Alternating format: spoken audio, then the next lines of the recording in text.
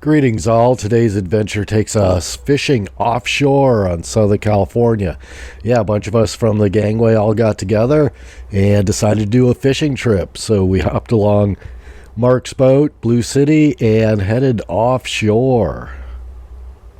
Well, after getting the boat rigged up and provisioned, we got word from the captain what our plan was. All right, what are we doing? Woo! We're gonna go get the big marlin. The Going only one circulating out here we're gonna go and catch. And the biggest bluefin. There you go. Right up. Woo! Blue City! Well, after taking off, our first order of business was fueling up and picking up some ice. So we went over to the fuel dock, picked up 600 gallons of fuel and about 200 pounds of ice or so. Then our next order of business was to hit the bait barge. And fortunately, this time, fresh bait had just arrived. So we got all hands on deck and started to give the guy a hand to select some of the best sardines that were out there. And fortunately, we got some good stock there. Of course, part of our order of business there was to keep the seals away. They're very voracious, and after unloading all this nice food, the seals were definitely very active. So that was kind of fun, and we all enjoyed that. We got some quality bait. Gotta love it. You know, that's part of what it all counts. And we got loaded up with bait, and then we were able to take off.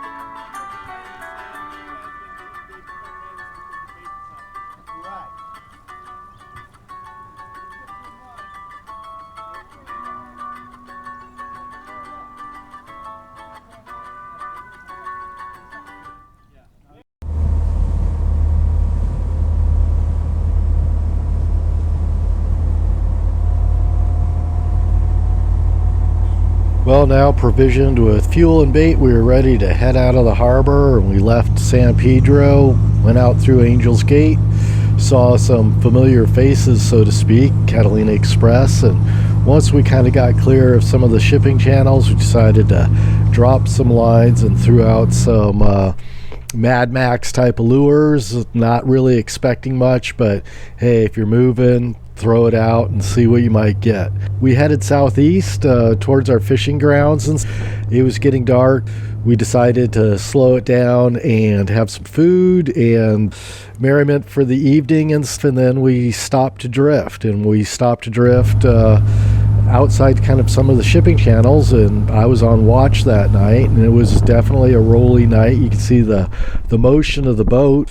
Just kept an eye out for any types of ships that might come by. It's funny, drifting around at night, you know, overall we only drifted about 2 miles, kind of in a circle as the tide went in and the tide went out. We were maybe about 10 miles offshore or so. One of the more interesting parts of my evening, so to speak, is I saw this kind of glowy reflection ocean in the water. So I went down and shined some lights and checked it out, and I saw a ray, and I never knew that their eyes reflected in the water. And so that was really, really kind of neat. You know, you see new things all the time out in the ocean. Well, we did get back to sleep, and in the morning woke up and we started heading out between Catalina Island and San Clemente Island. Waters were calm, and we caught a lot of bait boils. So a lot of the bait fish were schooling. You could see the bait balls on the fish finder, and we saw them actually at the surface. We're looking for soundings below them. Didn't see anything there, but hey, we're keeping a watch out for fish. Always looking for boils, and dragging a line and watching the water temperature. We knew that once we got to about 72 degrees, we start to get into the Mahi Mahi or Dorado, which is another one of our target species when we're going out deep sea fishing. So yeah, now we're heading out south of San Clemente Island, and we're all keeping a watch. Well, I guess I could philosophize here a little bit about fishing. You know, we spend a lot of time motoring, and we're dragging lines. Again, some of these Mad Maxes, some feather lures, and just trying to get a bite to rise and watching the monitor, keeping a watch out. And we're looking for boils, we're looking for kelp patties. The Dorado around here really like the kelp patties, even some of the yellowfin tuna and such. So we're always keeping an eye out.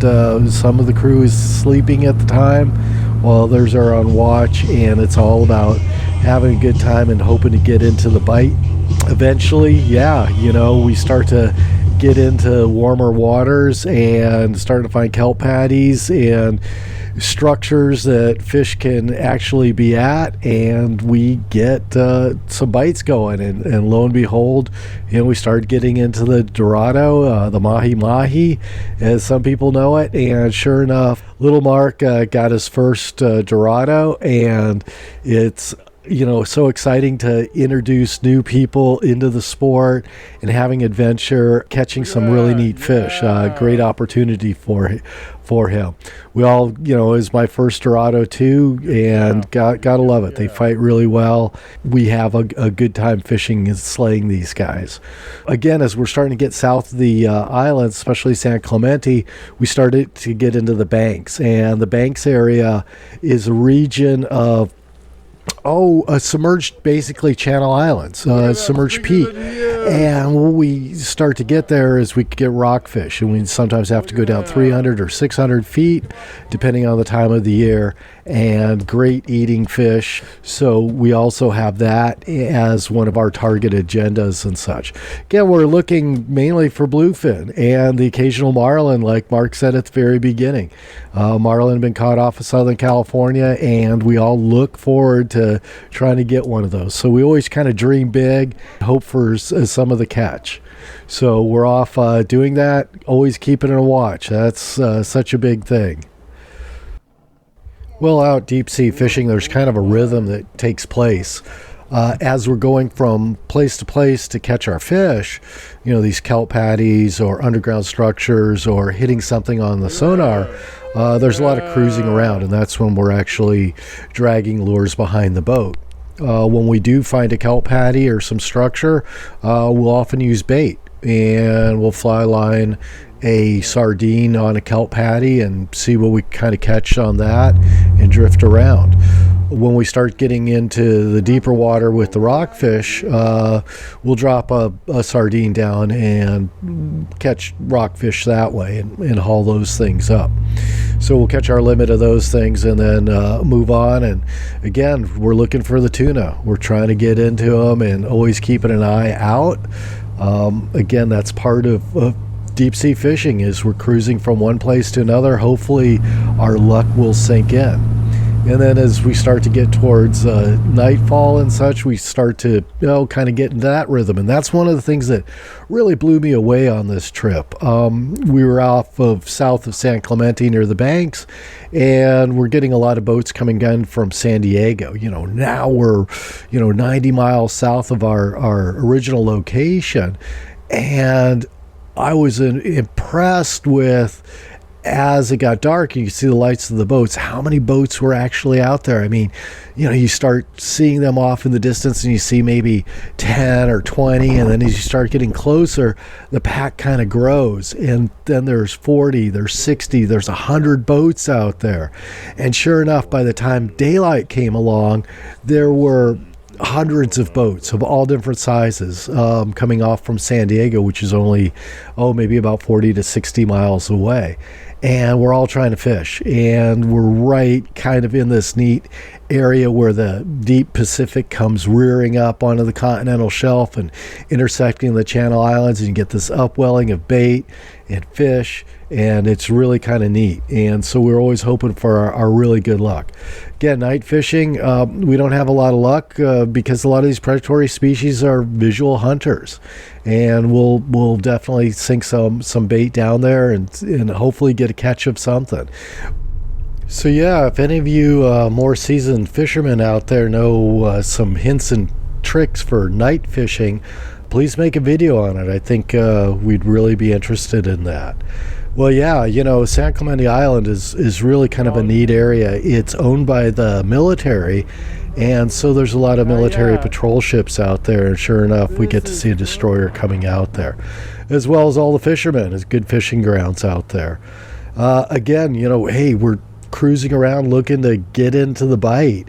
Just cruising around, we see lots of dolphins, we see boils, and really just am not getting into the bite of the tuna. And, as late morning came around, we had to start heading back home. Sure enough, as the afternoon started picking up, the swell started picking up and the chop started picking up, and made for kind of an adventurous ride coming back. But still, we're out there looking for boils, and when the chop picks up, it really gets hard to see. We're looking for birds, anything that might be indicating a strike or some type of fish activity on the surface, and we're cruising around looking for some of these things. Once we started getting a little bit closer to Catalina, we started getting a break in the swell, and things calmed down a little bit. So no one really turned green in some of this. Boat took a pounding, but did a great job and cruising out. Well, it's kind of amazing being offshore for two reasons. One is there's a whole lot of nothing out there. I mean, there's water everywhere. Covering all the miles we did, yeah, you just see water.